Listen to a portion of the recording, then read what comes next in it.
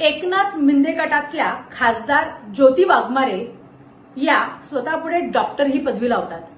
मात्र त्या डॉक्टर खासदार ज्योती वाघमारेपेक्षा बालवाडीतल्या शिक्षिकाच वाटतात. प्रत्येक वेळी पंचतंत्रातल्या गोष्टींचा दाखला देऊन त्या काही ना काहीतरी सांगण्याचा प्रयत्न करत असतात. संजय राऊत साहेबांवरती टीका करताना सुद्धा त्यांनी पंचतंत्रातल्या गोष्टीचा दाखला दिला. खरं तर ज्योती वाघमारे अजून बाल्यावस्थेतून प्रौढावस्थेत आलेल्याच नाहीयेत. त्या खासदार जरूर झाल्या, मात्र आजही त्यांना पंचतंत्रातल्या गोष्टी सांगाव्या लागतात.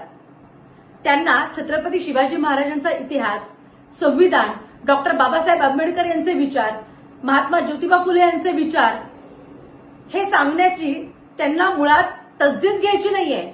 मुळात त्यांची ती पात्रता सुद्धा नाहीये. कारण त्यासाठी स्वतः एकनिष्ठ असावं लागतं. आज त्या मी एकनाथ शिंदेची खूप खास एकनिष्ठ असल्याचा वारंवार प्रयत्न करत असतात आणि त्यासाठी संजय राऊत साहेबांवरती टीका करत असतात. संजय राऊत साहेबांची टीका बाई तुला कधीच पसनी पडणार नाही.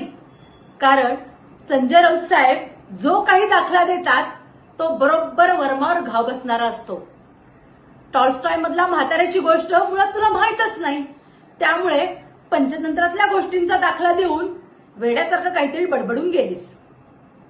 पण खरं तर एकनाथ शिंदे साहेबांना सांगण्याची वेळ आली आहे. तुम्ही एका बालिकेला खासदार केलेलं आहे, एका प्रौढ व्यक्तीला खासदार केलेलं नाहीये.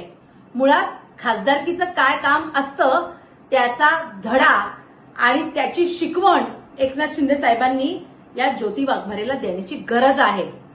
कारण सतत पंचतंत्र, वेगवेगळ्या गोष्टी, काल्पनिक गोष्टी याच्यामध्येच त्या रमलेल्या असतात. त्यासाठीच त्यांना मुळातच बाल्य अवस्थेतून प्रौढ अवस्थेत येणं फार गरजेचं आहे. आणि छत्रपती शिवाजी महाराजांच्या इतिहासातले दाखले तुम्ही द्याल तरी कसे? कारण त्यासाठी एकनिष्ठ असावं लागतं आणि एकनिष्ठ असण्यासाठी संघर्ष आणि अनेक वर्षांची निष्ठा लागते. ती निष्ठा मुळातच तुमच्याकडे नाहीये. मुळातच तुम्ही दुसऱ्या पक्षातनं गद्दारी करून या पक्षात आलेले आहात. त्यामुळे तुम्ही ते दाखले द्याल कसे? त्यासाठी निष्ठा शिकावी लागते आणि निष्ठेशी प्रामाणिक राहावं लागतं. ज्योती वाघमारे यातला एकही गुण तुमच्याकडे नाहीये. त्यामुळे तुम्हाला पंचतंत्रातल्या गोष्टींचा आधार घ्यावा लागतो. तुम्ही खासदारकी सोडा आणि अंगणवाडी सेविका हा धर्म स्वीकारा.